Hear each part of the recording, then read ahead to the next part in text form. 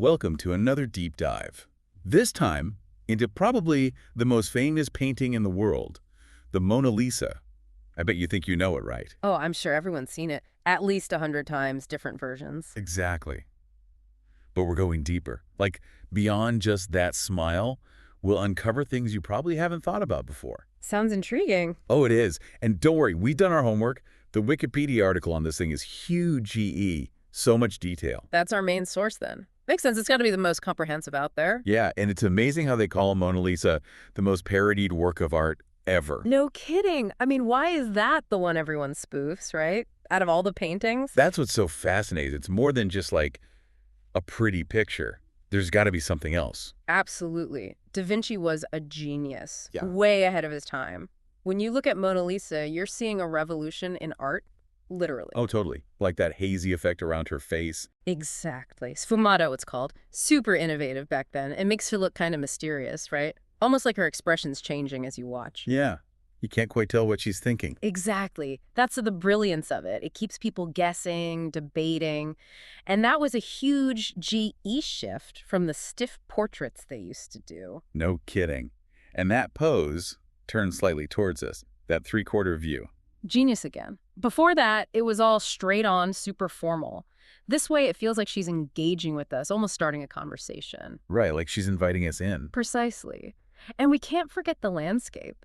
That background is more than just scenery. It's so dreamy. What's the story there? Another example of Da Vinci being ahead of the curve. He was obsessed with how we perceive distance, the effects of light, atmosphere. Right. He uses aerial perspective in the Mona Lisa. Like, the mountains are bluish, less detailed than the front, like how things look in real life as they get further away. Makes sense. It's realistic, but also has this, I don't know, magical feel. Exactly. It adds to that mystery. It makes her seem so small against all that vastness, like humanity's place in the universe almost. Whoa, deep. But before we get too philosophical, I gotta ask, why all the names Mona Lisa, La Gioconda, Mona Lisa? Is it even the same painting? It's a bit of a language puzzle, honestly. Mona Lisa is just the English way to say Mona Lisa, which is like shortened Italian for my lady. Okay, so it's assuming Isa Lisa del Giocondo in the picture. Right. Now, La Gioconda, that's Italian for Joconde, like cheerful. Ah, I see. Happy lady. Exactly. But T. Giocondo was also her last name, so it's like this pun, you know? Her name and the painting's mood linked together. Clever. Yeah, So, but- case closed, it's definitely her. Well, most of what we know comes from this guy, Giorgio Vasari. He wrote about Da Vinci, but decades after he died. So it's not exactly eyewitness testimony. Right, but T. Vasari said Da Vinci was hired to paint Lisa del Giocondo. And then there's that discovery in 2005. Oh, yeah, the note, right. What was it again? A note by Agostino Vespucci confirmed Da Vinci was working on Lisa's portrait around 1503. Seems to match up. So, mystery solved. Not so fast. It supports the theory, but doesn't 100% prove this is that portrait.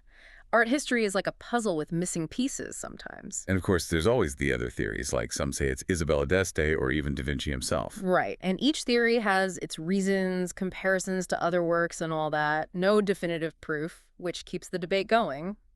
Fun, right? Totally. And then you got Freud's take on it. Ah, yes. He went all psychological, not about who she was, but what the painting symbolized. Like deep subconscious stuff. Exactly. He saw the smile as representing Leonardo's own mother, adds a whole other layer. Wow, I never thought of it that way.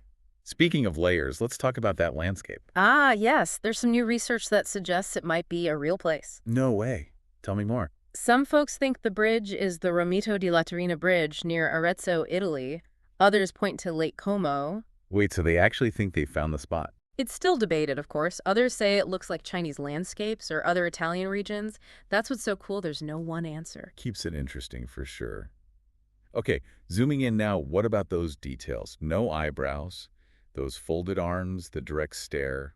It all adds up to what art historians call a reserved posture, typical for how women were portrayed back then. So it's not just artistic choice, it reflects the social norms of the time. Exactly. And get this, high-res scans by Pascal Coud revealed hidden details. Seriously, like what? She originally had eyebrows and eyelashes, even a headdress with pearls. all painted over later. Wow, so there are layers we can't even see. Exactly, like a secret history within the painting. And speaking of secrets, what about that disappearing smile? Yeah, I've heard about that. How does it work? Margaret Livingstone, she's a vision researcher. She's got a theory. It's all about how our eyes work, foveal versus peripheral vision. Foveal, that's like the center of your vision. Right, good for details. But peripheral, that's for movement and shadows. And apparently they pick up different things from the Mona Lisa's smile. So it's not just a trick of the light, it's how our brains are wired. Exactly. Da Vinci understood that way back then. He used light and shadow to create this illusion. Genius. Right, it really is. Makes you wonder what else he knew that we're only discovering now. It's mind-blowing, really. He was a master of observation, art, science, everything. And that's just scratching the surface of this one painting. It really makes you realize that there's so much more to Mona Lisa than meets the eye. It's like art, science, history, all rolled into one. Speaking of history, I've always wondered about how this painting of, a silk merchant's wife Yeah. became this global icon. Yeah, the Mona Lisa's journey is a wild one, like something out of a movie, honestly. Tell me more. So after Da Vinci dies, it ends up with King Francis I of France. And from there, it's been in France ever since, right? At the Louvre. Yep. But it took some detours along the way, hung out in different palaces, even spent some time in Napoleon's bedroom. No way. Imagine waking up to that every day. But it wasn't always the most famous painting, was it? When did that happen? Good point.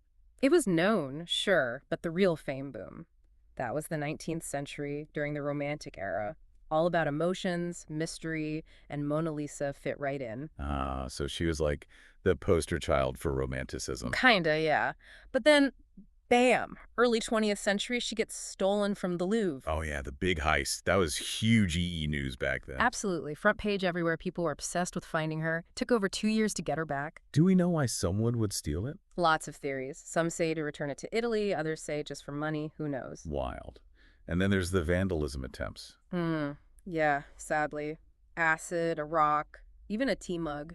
Luckily, she's tougher than she looks, and the restorers are amazing. I bet she's under some serious protection now. Bulletproof glass, the whole works. But it's messed up, right? Why would anyone attack art like that? I know. Some kind of statement, maybe?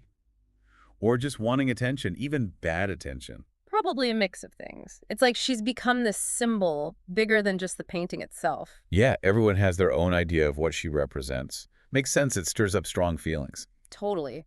And speaking of stirring things up, have you ever noticed how her eyes seem to follow you? Oh, yeah. The classic optical illusion. Da Vinci knew what he was doing. He understood anatomy, how we see depth, motion. So it's not just a trick of the light, it's intentional. Yep. The way he painted the edges of her eyes, the shading, it all works together to create that effect. Amazing. Before we move on, though, what are some things people get wrong about Mona Lisa? Oh, lots of things. Like her size. People think she's huge, but she's actually pretty small. Really? Yeah. Smaller than I pictured. What else? That whole unfinished thing. Some folks think it's incomplete because of the background, the lack of eyebrows. I can see why they'd say that. But others argue that's just Da Vinci's style, focusing on the essence, not every little detail. Plus, he worked on it for years. Who knows what he considered finished at any given time. Makes you realize, even with all we know now, there are still so many mysteries. Exactly. And that's part of the magic. It keeps us asking questions, debating, coming up with our own interpretations. She's timeless, Totally. It's like she's a mirror, reflecting back our own curiosity and ideas about art. Makes you wonder what Da Vinci would think of her fame today. I bet he'd be fascinated, maybe even amused, like, this little painting is causing all this commotion. I could see him chuckling about it. Well, on that note, I think we've covered a lot of ground here. We've only just scratched the surface, though. Ready for part 3. It's kind of mind-blowing, isn't it? One painting, and it's been sparking debate and fascination for centuries. Yeah, it really shows you how powerful art can be, how it connects us all, across time even. And thinking about Mona Lisa's fame, it makes you wonder, does that affect how we even see the art itself? Oh, for sure. It's hard to just, look at it without all that baggage, Yeah. The hype, the stories. Exactly. But even with all that, there's still this personal experience. Like, you can read everything, see all the copies, but standing in front of the real Mona Lisa, It's got to be something else. it is. It's like this chance to connect with something that's moved people for centuries. And ask yourself, what does it mean to me right here, right now? I love that. It's not about having the right answer. It's about your own reaction. What grabs you? What makes you think or feel something? Exactly, your own meaning within the mystery. That's what makes art so powerful. It can spark these personal journeys. This whole deep dive has been like that, Hmm. honestly. You start thinking art history isn't about knowing it all. It's about asking the interesting questions. Totally. So someone's out there, they're like, art history sounds intimidating. What advice would you give them? Where to even start? Honestly, start with Mona Lisa. It's Yeah. like the perfect gateway drug, you know? Do some reading, sure, but don't be afraid to form your own opinions. There's no right or wrong when it comes to how you feel about art. Couldn't agree more. It's all about exploring, finding what resonates with you. Well, on that note, I think we've reached the end of our Mona Lisa journey for today. We've covered a lot, haven't we? The smile, the landscape, all the history, and what people have said about it over the years. But I think the biggest takeaway is how this painting makes us think Hmm, about art, about ourselves, totally. And to wrap things up, I got to ask you one last question. If you could ask Mona Lisa anything, just one thing, what would it be? Ooh, good one. I think I'd ask, what are you really smiling about? Like, what secrets are hidden behind that expression? What stories could you tell if you could talk?